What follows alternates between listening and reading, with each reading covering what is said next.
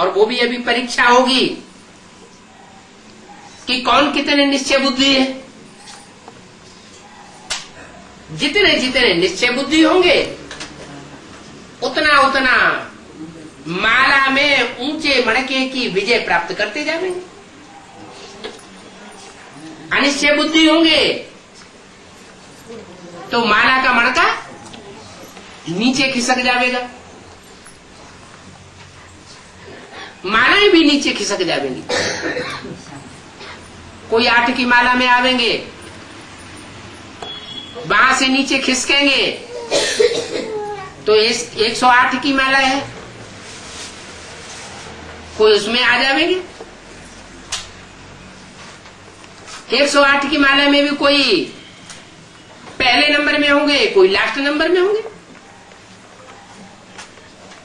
वहां से भी नीचे गिरे, अनिश्चय बुद्धि बने तो ब्रह्मा की 1000 भुजाओं में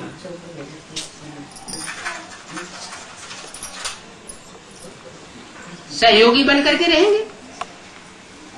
जैसे राजा का सहयोगी होता है राज्य अधिकारी, सेनापति होता है, आमात्य होता है, तो राज्य अधिकारी सहयोगी होता है ना। तो ऐसे सहयोगी बन करके रहेंगे, राजा नहीं बनेंगे। राजा नहीं बनेंगे, सहयोगी बनेंगे तो ब्रह्मा की 1000 भुजाओं में आ जाएंगे। जो गायन चलता है श्री श्री 1008, उससे भी नीचे गिरेंगे, उस माला में भी नहीं आवेंगे तो 16108।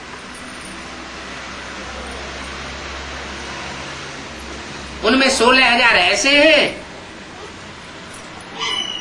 15000 कहो, जो न महाराजा बनेंगे, न राजा बनेंगे, न राज्य अधिकारी बनेंगे, सिर्फ राजघराने में जन्म लेकर के रह जाएंगे। प्रिंस प्रिंसेस बनते रहेंगे।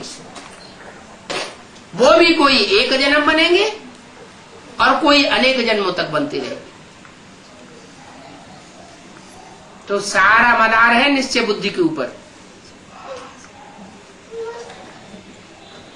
किसके ऊपर निश्चय है?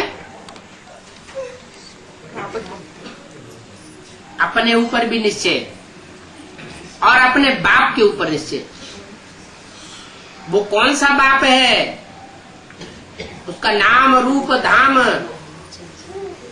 कौन सा है? माया हिलावेगी। माया का काम क्या है? हिलाना। और बाप आकर के ज्ञान सुना सुना के निश्चय बुद्धि से परिपक्वता लाते हैं। माया हिलाती है, ये बाप नहीं है।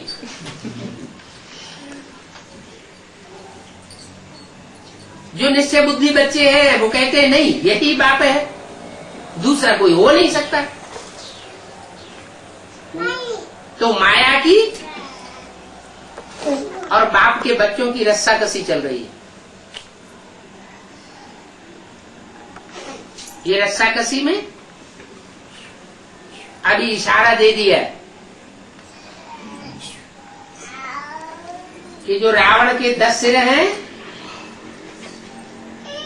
वो 10 सिर अब थक चुके हैं। माया को यह महसूसता आने लगी है कि अब हमारा राज्य जाने वाला है,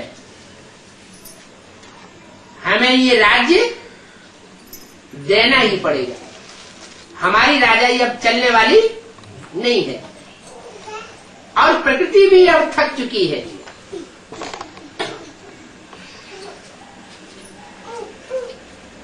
वो भी अपना आखिरी दांव लगाएगी। कोई थक जाता है ना, हिम्मत हार जाता है तो अपना आखिरी दांव लगाता है। तो अभी माया भी आखिरी दांव लगाने के लिए तैयार हो गई, प्रकृति भी तैयार बैठी है, दोनों हाथों में झाड़ू लेकर के। अब निश्चय बुद्धि और अनिश्चय बुद्धि की परीक्षा होने वाली है। कोई ऊंचा इम्तिहान पास करेंगे तो अष्टदेव में आ जाएंगे। दुनिया में परीक्षाएं होती है ना, कोई IAS बनते हैं तो बड़े बड़े ऑफिसर बन जाते हैं, कोई PCS बनते हैं। तो ये भी ईश्वरीय परीक्षाएं होने वाली है। सबसे बड़ा परीक्षक है माया, उसके बाद दूसरा परीक्षक है प्रकृति। कौन? प्रकृति कौन है? चैतन्य प्रकृति। कौन? चैतन्य कौन? जगदम्बा। हाँ जी। सबसे बड़ी परीक्षक माया और उसके बाद प्रकृति, दोनों मिलकर के जबरदस्त परीक्षाएं लेंगी। दोनों एक दूसरे की सहयोगी बन जाएंगी। तो अभी तक जितनी पढ़ाई की पावर भरी है, किसने कितनी पावर भरी है वो पता लगने वाला है। ये आखिरी फाइनल परीक्षा होने वाली है। इस परीक्षा में फेल हो गए तो कल्प कल्पांतर की, जन्म जन्मांतर की बाजी चली जाएगी। अष्टदेवों की लिस्ट से नीचे निकल गए तो फिर किसी कल्प में अष्टदेव नहीं बन सकेंगे। विजयमाला से नीचे निकल गए तो कोई भी जन्म में फिर विजयमाला के दाने नहीं बन सकेंगे। जिन विजयमाला के दानों को हर धर्म की आत्मा स्मरण करती है, कोई धर्म ऐसा नहीं है जिसमें माला का स्मरण न होता हो, स्मरण न होता हो। उन्हें 108 श्रेष्ठ आत्माओं को हर धर्म के लोग स्मरण करते हैं। कोई धर्म में 100 की माला है, कोई धर्म में पूरे 108 की माला है। कम जास्ती हो सकते हैं, लेकिन ऐसा कोई धर्म नहीं है नास्तिक धर्म को छोड़ करके जो माला के स्मरण न करता हो। तो कितनी श्रेष्ठ आत्माएं होंगी, लेकिन उनकी संख्या निश्चित है। कितनी? 108। इतनी बड़ी बड़ी दीदी, दादी, दादाएं, इतने पुराने ज्ञान में चलने वाले,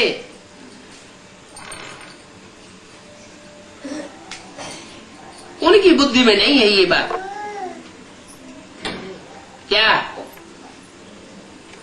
क्या बात?